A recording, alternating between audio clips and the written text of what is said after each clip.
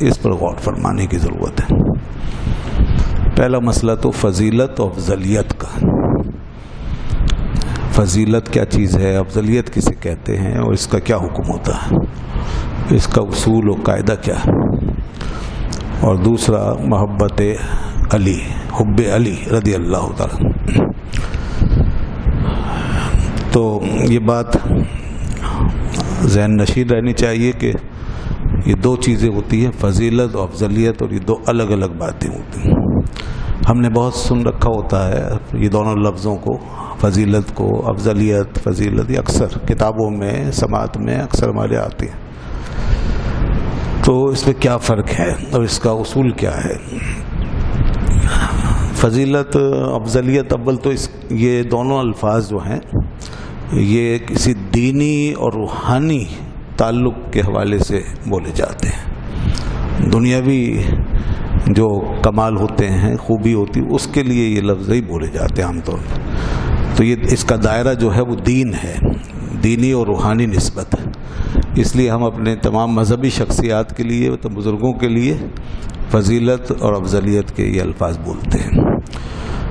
تو فضیلت جو ہے، اب فرق کیا ہے دونوں میں؟ فضیلت جو ہے وہ یہ ہے کہ کسی بھی شخص کی ذاتی خوبی، اس کا ذاتی کمال، جو بزرگ ہوتے ہیں، اللہ کے نیک بندے ہوتے ہیں، ان کے اندر جو ان کی خوبیاں ہیں، علمی، عملی، روحانی، تقویٰ، طہارت کی چیزیں وغیرہ وغیرہ، ان کی قربانیاں، ان کی خدمات، یہ سب فضائل ہیں۔ تو یہ ان کی ذاتی خوبیاں، اور ہر بزرگ جو ہے، جس کو بزرگ کہا جاتا ہے، اس میں یہ خوبیاں ہوتی ہیں اور ہونی چاہیے۔ اگر یہ چیزیں نہیں ہیں، ان میں فضیلت نہیں ہے، فضائل نہیں ہے، تو وہ بزرگ کا کیوں؟ موجودہ دور میں بہت سے لوگ ایسے بزرگ مل جائیں گے آپ کو جن کے اندر کوئی خوبی نظر نہیں آتی، فضیلت کی کوئی بات نظر نہیں آتی، مگر وہ بزرگ ہیں۔ چلیے خیر، اب دنیا مان رہی ہے تو مانتی رہے، لیکن پہلے بہرحال یہ سلسلہ تھا۔ ہم جن کو تاریخ میں دیکھتے ہیں، جن کے اوپر بہت کچھ لکھا گیا ہے، اور آج دنیا میں کے لیے وہ ایک روشن مینار ہیں، ان کے بڑے فضائل ہیں، بڑے کمالات ہیں۔ تو یہ فضیلت تمام بزرگوں میں موجود ہونا ضروری ہے، اس کے بغیر کوئی بزرگ نہیں۔ اچھا، دوسری چیز افضلیت ہے۔ افضلیت جو ہے وہ اس سے اوپر کا گریڈ ہے، اس سے اوپر کا درجہ ہے۔ وہ صرف اپنی ذات میں فضیلت پانا نہیں ہے، افضلیت صرف اپنی ذات میں فضیلت پانا نہیں ہے، بلکہ ایسی فضیلت جو دوسرے کے اوپر غالب آ جائے۔ افضلیت کہتے ہیں اس فضیلت کو جو دوسرے پہ غالب آ جائے، جس کی بنیاد پر آپ کو دوسرے سے افضل قرار دیا جائے، دوسرے سے بہتر۔ یعنی افضلیت میں درجہ بندی ہوتی ہے، فضیلت میں درجہ بندی نہیں ہوتی، افضلیت میں درجہ بندی ہوتی ہے۔ اس میں ہم یہ دیکھتے ہیں نمبر 1، نمبر 2، نمبر 3، اس طرح۔ تو یہ گریڈز یہ ہوتے ہیں، یہ ان کو افضلیت کہتے ہیں، گریڈز کو۔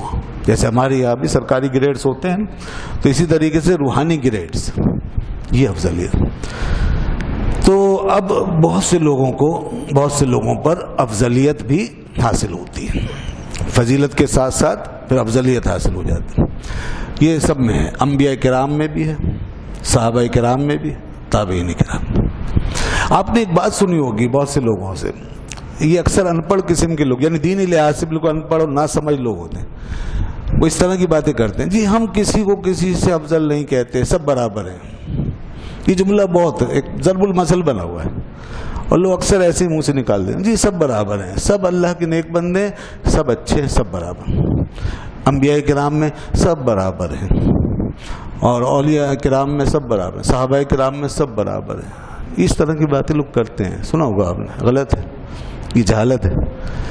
یہ دو چیزیں ہیں، فضیلت تو آپ نے مان لی، افضلیت نہیں مانی آپ نے، حالانکہ افضلیت بھی ہے، اللہ نے یہ رکھی ہے، اور اس کا ذکر قرآن میں ہے۔ اللہ نے خود ارشاد فرمایا، تلک الرسل فضلنا بعضهم علی بعض، یہ رسولوں کی جماعت ہے، ہم نے ان میں سے بعض کو بعض پہ فضیلت دی ہے، یہ ہے۔ اور سب سے افضل ذات کون ہے؟ ہم سب جانتے ہیں، اللہ کے محبوب صلی اللہ علیہ وسلم، ختم المرسلین، آقائے دو جہاں، آپ صلی اللہ علیہ وسلم سب سے افضل ہیں، اس میں کوئی شک نہیں۔ تو اس کے بعد پھر اور انبیاء کرام جو آپ کے بعد آتے ہیں، جیسے حضرت ابراہیم علیہ السلام، پھر وہ سب سے افضل ہیں، پھر موسیٰ علیہ السلام وہ سب سے افضل، اس طرح یہ ہے افضلیت کا معاملہ. تو لہذا افضلیت بھی ماننی ہوگی. ایسے ہی صحابہ کرام کے اندر بھی افضلیت کا سلسلہ ہے. جیسے سب سے افضل ذات حضرت ابوبکر صدیق رضی اللہ عنہ، ان کے بعد حضرت عمر فاروق اعظم رضی اللہ عنہ، ان کے بعد حضرت عثمان غنی، ان کے بعد حضرت علی رضی اللہ تعالیٰ عنہ. یہ ترتیب یہاں پر بھی موجود ہے. تو اب یہ بات یہ کلیئر ہو گئی نا، فضیلت اور افضلیت یہ دونوں چیزیں مسلمہ چیزیں ہیں. ان دونوں کو ماننا چاہیے، ماننا پڑے گا، ورنہ آدمی گمراہ ہو جائے گا اور پورا صراط مستقیم پر نہیں رہے گا. دوسری بات اس کے بارے میں اصول یہ ہے، یعنی یہ ثابت کیسے ہوگا کہ کوئی کسی سے افضل ہے؟ اس کا کرائٹیریا کیا ہے؟ اس کا معیار کیا ہونا چاہیے؟ اس کی بنیاد کس پر ہونی چاہیے؟ فضیلت کے لیے تو یہ کافی ہے کہ کوئی بھی چیز ثابت ہو گئی کسی بھی ذریعے سے، وہ ذریعہ خواہ ضعیف ہی کیوں نہ ہو. فضیلت جو ہے ضعیف ذریعے سے بھی ثابت ہو جاتی ہے. ضعیف سے میری مراد ضعیف حدیث، یاد رکھیے گا. فضیلت کسی کی ثابت کرنے کے لیے ضعیف حدیث بھی کافی ہے. صحیح حدیث اگر ہے تو بہت اچھی بات، لیکن اگر صحیح نہ بھی ہو اور ضعیف حدیث بھی کسی کی فضیلت پر دلالت کر رہی ہو تو اس سے اس کی فضیلت ثابت ہو جائے گی. فضیلت، افضلیت نہیں. جیسے کہ فضائل اعمال میں ضعیف حدیث قبول کرتے ہیں نہیں کرتے؟ ہم بہت سے اعمال جن کو مانتے ہیں، ان کو ہم اپناتے ہیں، اختیار کرتے ہیں ثواب کمانے کے لیے، اس کے پیچھے ضعیف حدیث ہوتی ہے. جیسے صلاۃ التسبیح کی نماز ہے، ایک عمل ہے، دنیا میں ہوتا ہے اور صدیوں سے ہوتا چلا آ رہا. اس کی فضیلت آئی ہے مگر حدیث ضعیف ہے. اب چونکہ فضیلت آئی ہے نا صرف، اس لیے حدیث ضعیف چلے گی، افضلیت ثابت نہیں ہوگی. یعنی اس کو دوسری کی چیز سے افضل نہیں کہیں گے. ہاں یہ نہیں ہوگا، افضل نہیں کہیں گے، اس کو وہیں رکھیں گے اس کے اپنی ذات میں اور اس پہ عمل کر لے.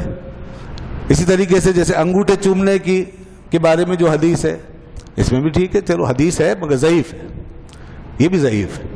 مگر چونکہ ایک فضیلت آئی ہے، افضلیت کی بات نہیں ہو رہی، فضیلت کی بات ہو رہی، تو ایک فضیلت بیان ہوئی ہے اس کی، لہذا وہ ہم مانتے ہیں اور اس پر بھی عمل ہوتا ہے. اس طرح بہت ساری چیزیں موجود ہیں. اب بعض لوگ یہاں بڑی جہالت سے کام لیتے ہیں اور فضیلت کے باب میں بھی ضعیف حدیث کو وہ جھٹلانے کی کوشش کرتے ہیں. حالانکہ فضیلت کے باب میں، فضیلت عمل میں یا فضیلت شخص میں ضعیف حدیث کو قبول کرنے میں کوئی حرج نہیں ہے. علماء دین نے اس پر اتفاق کیا ہوا ہے. وہ فضیلت اور افضلیت کا فرق نہیں کرتے اور وہاں پر وہ ضعیف حدیث کو جھٹلا دیتے ہیں اور کہتے ہیں جی ضعیف حدیث ہے، اس میں حالانکہ کوئی حرج نہیں ہے. آپ فضیلت میں ضعیف حدیث لے لیں. صحابہ کرام کے فضائل میں اور انبیاء کرام کے فضائل میں صحیح حدیث بھی موجود ہیں اور ضعیف حدیثیں بھی موجود ہیں اور کتابیں بڑی بڑی ہیں اور سیاہ ستہ میں بھی موجود ہیں ایسی حدیثیں، صحیح بھی ہیں اور ضعیف بھی ہیں، اور دنیا ان کو پڑھتی پڑھاتی آ رہی ہے اور ان کو مانتی ہوئی آ رہی ہے. اس لیے کہ وہ صرف فضائل میں آئی ہیں. تو فضائل میں اگر ہیں اور فضیلت کی حد تک ہم لے رہے ہیں کوئی حرج نہیں ہے، ہم وہ لے لیتے ہیں. جیسا کہ حضرت علی رضی اللہ تعالیٰ عنہ کے حوالے سے بھی صحیح حدیثیں بھی ہیں، اہل بیت اطہار کے حوالے سے بھی صحیح حدیثیں موجود ہیں مگر ضعیف حدیثیں بھی ہیں. بلکہ آپ کے حوالے سے بہت زیادہ ذخیرہ ہوا احادیث کا. حضرت علی رضی اللہ عنہ کا معاملہ یہ ہے صحابہ کرام کے درمیان کہ آپ کے حوالے سے بہت زیادہ احادیث جمع ہوئیں اور بڑی بڑی کتابیں، موٹی موٹی کتابیں لکھی گئیں، بہت میٹر، بہت مواد جمع کیا گیا. صحیح احادیث بھی ہیں اور بہت سی ضعیف احادیث بھی سب جمع کر لی گئی اور اس کے لیے خاص اہتمام کیا گیا. دوسرے اصحاب کے بارے میں حالانکہ جو آپ سے افضل ہیں، حضرت ابوبکر صدیق رضی اللہ عنہ وغیرہ، ان کے حوالے سے اتنی احادیث جمع نہیں ہوئی ہیں. قابل غور بات ہے جتنی کہ آپ کے بارے میں جمع ہوں. اس کی ایک وجہ ہے، اس کی ایک وجہ ہے اور وہ وجہ یہ کہ آپ آخر میں آئے ہیں، چاروں خلفاء میں آپ آخری ہیں. اس دور تک، وہاں تک پہنچتے پہنچتے کچھ معاملات بگڑ گئے تھے. جیسے عوام میں کچھ اختلافات ہو گئے تھے، کچھ لوگ پیدا ہو گئے تھے، کچھ دشمن پیدا ہو گئے تھے، مخالف سازشی لوگ جن میں آپ جانتے ہیں خارجی، ناسبی، اس طرح کے لوگ یہ پیدا ہو گئے تھے. یہ دشمن بن گئے تھے کن کے؟ اہل بیت اطہار کے، حضرت علی مرتضی رضی اللہ عنہ کے. یہ دشمن بن گئے تھے اور انہوں نے پھر آخر میں جا کے آپ کو شہید بھی کر دیا تھا. اتنی دشمنی بڑھ گئی تھی, آپ کو ان کے خلاف آپریشن بھی کرنا پڑا. آپ جانتے ہیں, پہلے بھی بیان کر چکا ہوں میں, باقاعدہ کارروائی کی, آپریشن کیا, ان کو مارا, لیکن پھر کچھ بچ گئے. بہت خطرناک لوگ تھے, اور ان کی دشمنی کا عالم یہ تھا, کھلے عام کافر کہتے تھے, کھلے عام مسلمانوں کو کافر, مشرک, کافر, مشرک, کافر, مشرک. صحابہ کرام کو یہ کفر و شرک کے فتوے اس زمانے سے لگ رہے ہیں, اس زمانے سے. ہم پر اگر آج لگ رہے ہیں تو اس میں کوئی حیرت کی بات نہیں ہے. ہمارے بڑے بڑے بزرگوں پہ لگائے لوگوں نے. جب دماغ آدمی کا خراب ہو جائے اور جب انسان بھٹک جائے, بہک جائے, تو پھر وہ یہ سب کچھ کر سکتا ہے, کوئی ایسی بات نہیں. اور وہ لوگ لگانے والے بھی وہ لوگ تھے جن کے ایک ہاتھ میں قرآن, دوسرے ہاتھ میں تلوار. الجہاد الجہاد, اور قرآن کی تلاوت ہو رہی ہے, ہر وقت قرآن پڑھ رہے ہیں. بتا دیا تھا اللہ کے رسول صلی اللہ علیہ وسلم, قرآن بہت پڑھیں گے مگر میری امت کو مشرک کہیں گے, اور دین سے ایسے نکل جائیں گے جیسے تیر شکار سے. تو وہ پیدا ہوئے. تو اس ماحول میں جناب علی مرتضی رضی اللہ تعالیٰ عنہ موجود ہیں. اب آپ کے خلاف پروپیگنڈا ہو رہا ہے, سیاسی مخالفت ہو رہی ہے, مذہبی بنیاد پہ مخالفت ہو رہی ہے, فتوے لگ رہے ہیں, باقاعدہ تحریک چل رہی ہے, آپ کے فضائل کو دبایا جا رہا ہے, آپ کی شخصیت کو مسخ کیا جا رہا ہے, آپ کے خلاف پروپیگنڈا ہونے لگا, آپ کے خلاف بدگوئیاں ہونے لگے. یہ سب کچھ جب ہونے لگا تو پھر امت اٹھی, علماء اٹھے, اہل حق اٹھے. انہوں نے کہا نہیں, ہم مولا علی کی شان کو دبنے نہیں دیں گے. جیسے اور اصحاب ہمارے سب بزرگ ہیں, ایسے ہی مولا علی بھی ہمارے بزرگ ہیں. آپ کی بھی شان بڑی شان ہے, اور آپ کی بھی بڑی خصوصیات ہیں. آپ بھی امت کے امام ہیں اور خلیفہ راشد ہیں, اور آپ ہمارے ایمانوں کی جان ہیں. اللہ کے رسول نے جس کے لیے یہ فرمایا ہو کہ اے علی, تجھ سے نہیں محبت کرے گا مگر مومن, اور تجھ سے نہیں بغض رکھے گا مگر منافق, تو کیسے ہو سکتا تھا کہ امت, یہ اہل حق, آپ کے غلام, آپ کے فدایان آپ کو ان خارجیوں کے حوالے کر دیتے؟ تو ہر سطح پہ مقابلہ کیا. حضرت علی کی تلوار کا ساتھ بھی دیا, اور اپنے قلموں کو بھی آپ کے لیے وقف کیا. آپ کے لیے تلوار بھی چلائی اور قلم بھی اٹھائے. تو اہل قلم نکلے, انہوں نے پھر احادیث خوب جمع کی, آپ کے فضائل خوب اکٹھے کیے. دوستو, امت کا طریقہ یہ ہے کہ جس دور میں گمراہی جس نوعیت کی ہو, اس کو اسی نوعیت سے کاؤنٹر کرنا چاہیے, اسی انداز سے. جس چیز کی ضرورت ہو وہی چیز لوگوں کو پیش کرنی چاہیے. جس طرح گمراہی آ رہی تھی حضرت علی کی مخالفت میں, اور آپ کی شخصیت کو مسخ کرتی ہوئی اور آپ کے خلاف اٹھتی ہوئی آ رہی تھی, تو اب ضرورت تھی آپ کے فضائل کو زیادہ سے زیادہ بیان کرنے کی, آپ کی شان کا زیادہ سے زیادہ اظہار کرنے کی. لہذا امت نے قلم اٹھایا اور خوب کتابیں لکھی. یہی وجہ ہے کہ آپ کی شان میں بہت ساری حدیثیں جمع ہوئی ہیں. نسبتاً اور صحابہ کے مقابلے میں آپ کے فضائل میں بہت کچھ میٹر اکٹھا ہوا ہے. اب صحیح حدیث تو جمع ہوئی بھی تھی, وہ تو موجود ہی تھی, ان کو بھی بار بار ریوائز کیا گیا. اس کے علاوہ ضعیف سے ضعیف بات بھی کہیں پائی جاتی تھی, وہ بھی لا کے جمع کی, وہ بھی سنائی لوگوں کو, اور بتایا کہ جس علی کے تم دشمن ہوئے ہو وہ علی یہ ہیں, ان کا مقام یہ ہے, یہ اہل بیت ہیں, یہ علی ہیں. یہ فرض ادا کیا امت. اس وجہ سے آپ کے بارے میں میٹر بہت زیادہ ہو گیا. اچھا, اب یہ جب ہو گیا, بعد والوں کو جب یہ چیز ملی, تو بعد میں کچھ نادانوں نے اس سے دھوکہ کھانا شروع کر دیا. اب علم پورا ہونا چاہیے نا, تبھی آدمی کو عقل آتی ہے اور سمجھ آتی ہے. اب ناقص علم کا یہ مسئلہ ہوتا ہے. اب بعد میں لوگوں نے پھر ون سائیڈڈ ہو کے دیکھا, ارے جناب حضرت علی کی اتنی شان, حضرت علی کے اتنے فضائل, حضرت علی پہ اتنی احادیث, حضرت علی کے اتنے مقامات اور اتنی کتابیں, اتنا میٹر, اور دوسروں کے لیے تو اس کا عشر اشیر بھی نظر نہیں آ رہا. تو لوگوں نے کیا کیا, نادانوں نے فیصلہ کر دیا حضرت علی سب سے افضل ہے. یہ مسئلہ آ گیا فضیلت و افضلیت کا. وہ فضیلت کی احادیث تھی, ان کو افضلیت پہ لے جا کے منتج کر دیا, اور اس سے نتیجہ نکالا چونکہ آپ کے بارے میں اتنا کچھ لکھا ہوا ہے لہذا آپ سب سے افضل ہیں. اب یہ مسئلہ تفضیل کا آ گیا, ایک گروہ تفضیلی ہو گیا اس بنیاد پر. تفضیلی جانتے ہیں, تفضیلی ان کو کہتے ہیں جو حضرت علی کو تمام صحابہ سے افضل مانتے ہیں, حضرت شیخین کریمین سے بھی افضل مانتے ہیں. تو وہ پیدا ہو گئے اور انہوں نے یہی دلیلیں دی.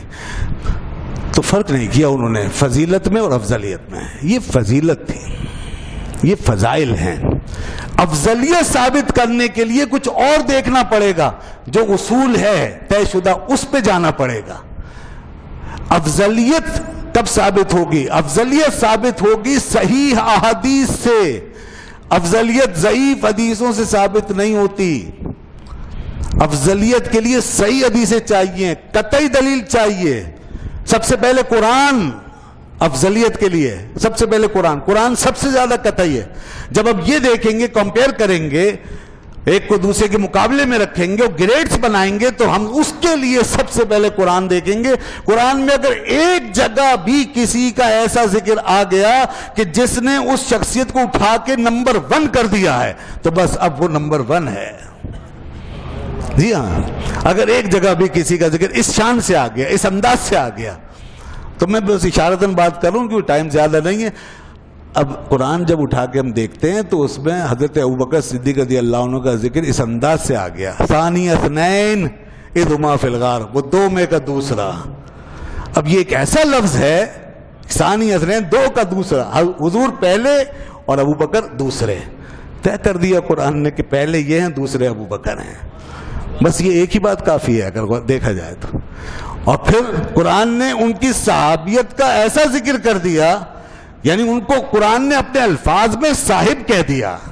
کسی کے لیے قرآن نے یہ لفظ نہیں استعمال کیا. صاحب کا لفظ، صحابی کا لفظ قرآن نے واضح طور پہ کسی کے لیے نہیں بولا سوائے حضرت ابوبکر صدیق کے. یہ دوسری بات. اسی لیے علماء نے کہا کہ چونکہ حضرت ابوبکر صدیق رضی اللہ عنہ کو صاحب کہہ دیا قرآن نے واضح لفظوں میں، لہذا آپ کی صحابیت قرآن سے منسوس ہو گئی. اب یہ قرآن بن گئی، آپ کی صحابیت قرآن بن گئی. تو جس نے آپ کی صحابیت کا انکار کیا وہ قرآن کا منکر ٹھہرے گا خود بخود. یہ بات یہاں تک پہنچی، قطعی ہو گئی نا ایک چیز.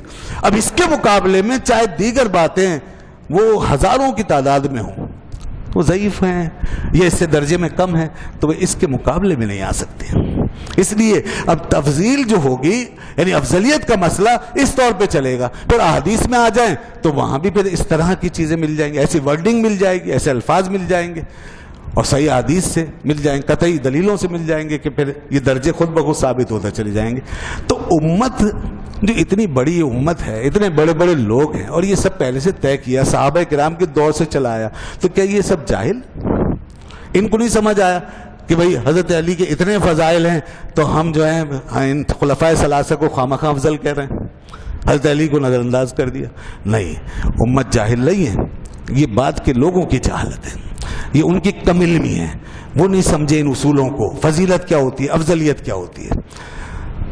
تو ایک چیز فضیلت ہے، بے شک اسے مانیں گے، خصوصیت ہوگی تو بھی مانیں گے، لیکن افضلیت کے لیے ہمیں اس اصول سے گزرنا پڑے گا کہ افضلیت اس وقت ثابت ہوگی جب اس کے پیچھے کوئی قطعی اور اس سے زیادہ زوردار دلیل ہو.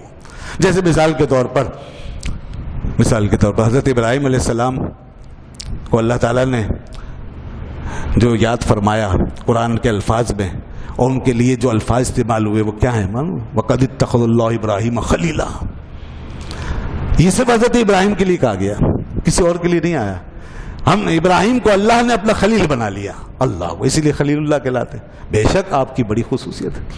اور 2-4 خصوصیات دیکھیے، اللہ نے ان کو اپنے گھر کا معمار بنایا، اپنا گھر کعبۃ اللہ ان کے ہاتھوں سے بنوایا. اور دیکھیے ان کو ہزاروں انبیاء کا جد اعلیٰ بنایا، ہزاروں انبیاء کا، بہت بڑی بات ہے. ہزاروں نبی ان کی اولاد میں ہوئے، بنی اسرائیل کے 4000 پیغمبر. اور پھر ایک بہت بڑا شرف یہ کہ ان کو نبی پاک صلی اللہ علیہ وسلم کا بھی جد اعلیٰ بنایا. وہ حضور کے بھی والد ہیں، حضور کے بھی جد اعلیٰ ہیں، ان کو ان سب کا جد اعلیٰ بنا. ان تمام باتوں کے باوجود یہ سب فضائل ہیں، یہ سب فضائل، اور ان فضائل کی بنیاد پر حضرت ابراہیم علیہ السلام کا گریڈ اور ان کا درجہ سارے نبیوں سے بڑھتا چلا گیا، لیکن حضور پاک صلی اللہ علیہ وسلم سے نہیں بڑھے گا، حضور سے نہیں بڑھے گا.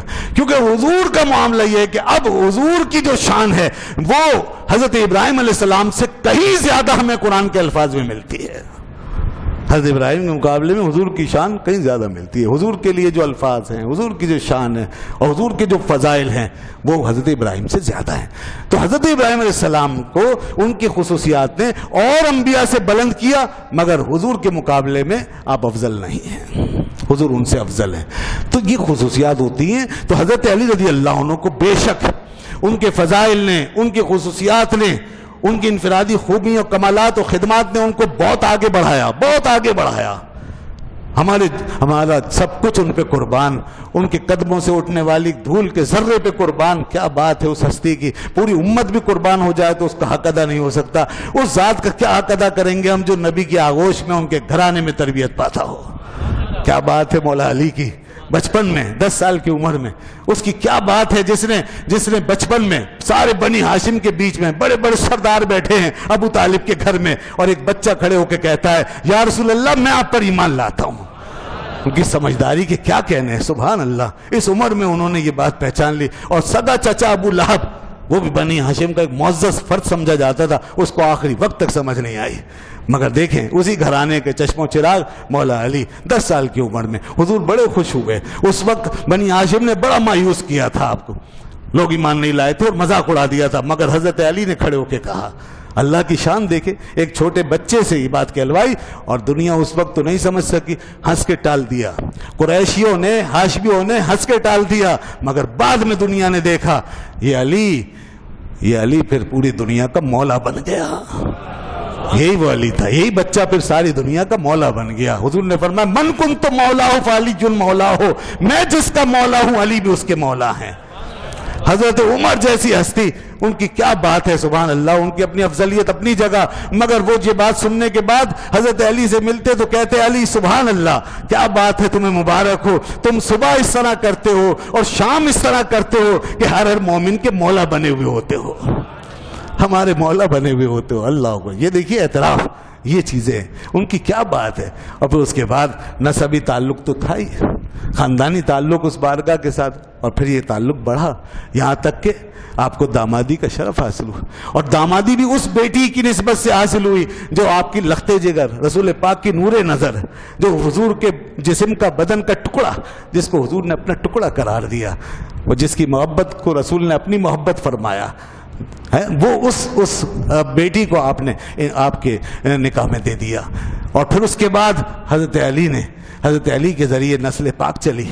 آپ اس نسل پاک کے سرخیل بنے، آپ کو شرف حاصل ہوا، آپ بنیادی کڑی بنے. آپ کے ذریعے سے پھر یہ نسل بیٹی کے واسطے سے ہوتی ہوئی پھر یہ نسل چلی. قیامت تک رسول پاک صلی اللہ علیہ وسلم کی نسل مبارک کے حفاظت کی کڑی حضرت علی ہے. نسل مبارک جو آج چلی ہے وہ حضرت علی، ان کے سب کے جد اعلیٰ سارے سادات کے، اور حسنین کریمین جنت کے شہزادوں کے والد گرامی، یہ نسبتیں ان کی. اور پھر اس کے بعد آپ کے وہ کارنامے، بہادری، شجاعت، علمی خدمات، دینی خدمات، خلافت کے دوران خدمات، اس سے پہلے تمام غزوات میں شرکت، اور پھر رسول پاک صلی اللہ علیہ وسلم بارگاہ سے بار بار ایوارڈ حاصل کرنا، بار بار اعزاز پانا. کہ جب مواخات ہو رہی تھی تو وہاں پر سب بھائی بھائی بنائے گئے، حضرت علی رہ گئے. علی یہ دیکھ کر حیران ہوئے، پریشان ہوئے کہ میرا کوئی بھائی نہیں بچا، اور سب کے بھائی ہیں، آج سب کو بھائی بنائے گئے سب کے. تو حضور کی خدمت میں آ کے کہنے لگے یا رسول اللہ آپ نے میرا کوئی بھائی نہیں بنایا، میں تو اکیلا رہ گیا. فرمایا علی تم میرے بھائی ہو نا، جس کو حضور نے اپنا بھائی کہہ دیا ہو. سبحان اللہ. علی تم میرے بھائی ہو. غزوہ تبوک کے موقع پر حضور سب کو لے گئے، علی کو چھوڑ دیا. کہا علی تم مدینے میں رہنا اور یہاں کے لوگوں کی حفاظت کرنی ہے اور ان کا خیال رکھنا ہے. یہاں جو لوگ پیچھے رہ جائیں گے، عورتیں اور بچے. تو منافقوں کو موقع مل گیا، انہوں نے باتیں بنانا شروع کر دی، مذاق اڑانا شروع کر دیا. علی تمہاری تو کوئی اہمیت ہی نہیں ہے، تمہیں تو بچوں کا اور عورتوں کا نگران بنایا گیا اور باقی جو ہے لوگ چلے گئے، تو تمہاری کوئی اہمیت. حضرت علی کو رونا آیا کہ یہ میرا کیا حال ہو گیا کہ آج یہ دشمن میں مجھ پہ تانے کر رہے ہیں. تو حضور کی خدمت میں آئے، آنکھوں سے آنسو بہ رہے تھے. یا رسول اللہ آپ نے مجھے بچوں اور عورتوں پہ نگراں بنا دیا اور آپ کے ساتھ یہ سب حضرات جا رہے ہیں، میں یہاں اکیلا رہ گیا. حضور نے فرمایا علی کیا تم اس بات پہ راضی نہیں ہو کہ تم آج میرے لیے ایسے ہو جیسے ہارون علیہ السلام موسیٰ علیہ السلام کے لیے تھے. انت منی بمنزلت ہارون من موسیٰ. اے علی آج تم میرے لیے ایسے ہو، موسیٰ علیہ السلام کوہ طور پہ گئے تھے تو اپنی قوم کے لیے ہارون علیہ السلام کو چھوڑ گئے تھے، ایسے آج میں تمہیں چھوڑ کے جا رہا ہوں. تمہاری نسبت دیکھو. الا انہ لا نبی بعدی، مگر کسی کو غلط فہمی نہ ہو، وہ نبی تھے اور میرے بعد کوئی نبی نہیں ہے، کوئی ان کو نبی نہ بنا لے تو میرے بعد کوئی نبی، یہ دروازہ بند ہو چکا. تو یہ پھر حضرت علی خوش ہو گئے. تو اس طرح کے بڑے مواقع ہیں، بہت سے مواقع ہیں، یہ ان کی خصوصیات. مگر دوستو یہ ساری خصوصیات، یہ سارے فضائل یہ آپ کو بے شک پوری دنیا سے اوپر لے جاتے ہیں، یہاں تک کہ تمام صحابہ سے، تمام اہل بیت سے، تمام صحابہ سے اوپر لے جاتے ہیں. مگر خلفائے ثلاثہ آپ سے افضل ہیں. خلفائے ثلاثہ حضرت ابوبکر صدیق کی اپنی شان ہے، حضرت عمر فاروق کا اپنا مقام ہے، حضرت عثمان غنی کا اپنا. بس اس فرق کو ملحوظ رکھیں. یہ فضیلت و افضلیت کا مسئلہ ہے. اس میں یہ جو علماء حق نے فیصلہ کیا ہے یہ دلائل کی بنیاد پہ کیا ہے. ہمیں دلائل ہی کی وجہ سے یہ بات کہنی پڑتی ہے، ورنہ آدمی جذباتی ہو جاتا ہے تو پتہ نہیں کیا کیا سمجھنے لگتا ہے. جذباتیت کا دخل نہیں ہونا چاہیے. اب آئیے دوسری بات، مولا علی کی محبت. جذباتیت کی بات آ گئی ہے تو یہاں سے اب اس اینگل کو بھی سمجھ لیجیے. مولا علی کی محبت ایمان ہے، صحابہ کی محبت ایمان ہے، اہل بیت کی محبت ایمان. اور جب خانوادہ کی بات آتی ہے نا، گھر کی نسبت، تو پھر جذبات بڑھتے ہیں. یقین نیچرل بات ہے، کسی بھی بزرگ کو جب ہم مانتے ہیں تو اس کے گھرانے سے ہمارے ایک جذباتی تعلق پیدا ہو جاتا ہے. اور رسول اللہ کا گھرانہ تو سبحان اللہ، تو کیوں نہیں جذبات پیدا ہوں؟ تو جذبات پیدا ہوں گے، جذبات ہیں، امت میں ہیں، ہمیشہ سے رہے.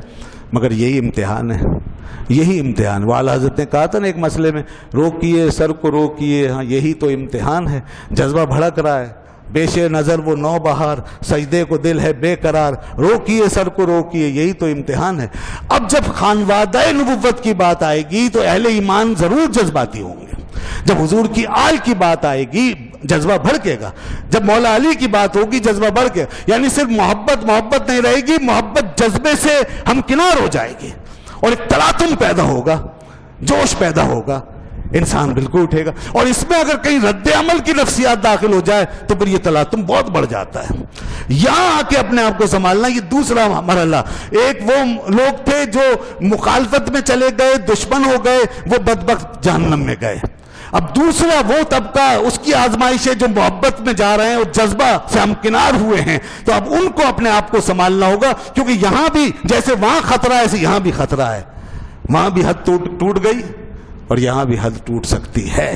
اسی لیے رسول پاک صلی اللہ علیہ وسلم نے پہلے ہی فرما دیا تھا، علی تمہاری مثال میری امت میں عیسیٰ علیہ السلام کی طرح ہے. جیسے عیسیٰ علیہ السلام کے حوالے سے دو گروہ جہنم کی نظر ہو گئے، ایک ان کی مخالفت کر کے اور دوسرا ان کو غلو کی حد تک مان کر غالی بن گئے، انہیں خدا بنا دیا. علی تمہارے ساتھ بھی یہی معاملہ ہے. ایک میری امت کا گروہ تمہارا دشمن بنے گا، وہ بھی جہنم میں جائے گا، اور دوسرا طبقہ تمہاری محبت میں غلو کی حد تک آگے بڑھ جائے گا. تو یہاں سنبھالنا ہے اپنے آپ کو کہ غلو نہ ہو جائے، روکنا ہے. سب سے پہلا مسئلہ یہی. اچھا بات دیکھیے نا، اب غلو کیسے ہوئے. میں کچھ تھوڑے اشارے دے دوں آپ کو تاکہ اندازہ ہو جائے. اب یہاں جب جذبات بھڑکے نا امت کے اور لوگوں کے، تو لوگ اتنا آگے بڑھے کہ ایک طبقے نے حضرت علی کو خدا بنا دیا باقاعدہ. ابھی بھی اس وقت بھی روئے زمین پر وہ لوگ موجود ہیں.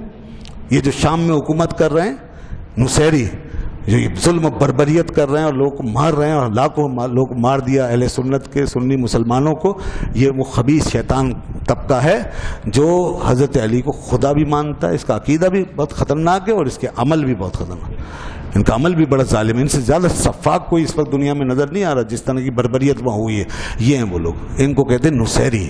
یہ حضرت علی کو خدا مانتا. دوسرا طبقہ وہ ہے جو علی کی محبت میں اتنا آگے بڑھ گیا کہ ان کو نبیوں کے برابر مانتا، بلکہ نبیوں سے بھی افضل، کیونکہ کہتے ہیں یہ امام ہیں اور وہ خالی نبی ہیں، اور امام نبی سے افضل ہوتا ہے. یہ منطق ہے.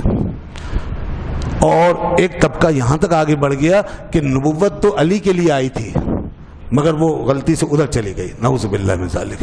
غلطی یہ یہاں تک جائے. یعنی اب دین تو ختم ہو گیا نا. اب یہ کیسی محبت ہے؟ اس کو محبت نہیں کہتے. دین ہی نہیں ہے تو محبت کہاں سے؟ جب نبی درمیان سے نکل گئے، دین نکل گیا، قرآن نکل گیا، تو پھر کیا رہا؟ کچھ بھی نہیں. علی کہاں سے بچائیں گے پھر آپ کو؟ علی سے تعلق کیا؟ علی سے جو تعلق ہے وہ دین کی وجہ سے تو ہے. ان کا دین سب کا گیا. پھر ایک طبقہ وہ جن کا میں نے ابھی ذکر کر دیا کہ جو تفضیل کے قائل ہو گئے. یہ ان کو ہم کافر تو نہیں کہیں گے. تفضیل کا مطلب وہی کیا ہے؟ تو خلفائے ثلاثہ سے بھی افضل، یہ تفضیل کہلاتا ہے. اس میں ہمارے ساتھ اٹھنے بیٹھنے والے بھی کچھ لوگ جو اپنے آپ کو اہل سنت اور بریلوی مکتب فکر سے منسوب کرتے ہیں، یہ گمراہ لوگ ہیں جی. ان کا علماء سے کوئی تعلق نہیں. وہ اس میں مبتلا ہو گئے اس لعنت میں، اور وہ تفضیلی بن رہے ہیں. کچھ پیر بھی ہیں باقاعدہ بیعت پیری مریدی کر رہے ہیں، اور میں پہلے بھی بتا چکا ہوں پیر فقیر آج کل کے کیسے کیسے پیدا ہو رہے ہیں، ان کا کیا تعلق مسلک سے اور اس علم سے؟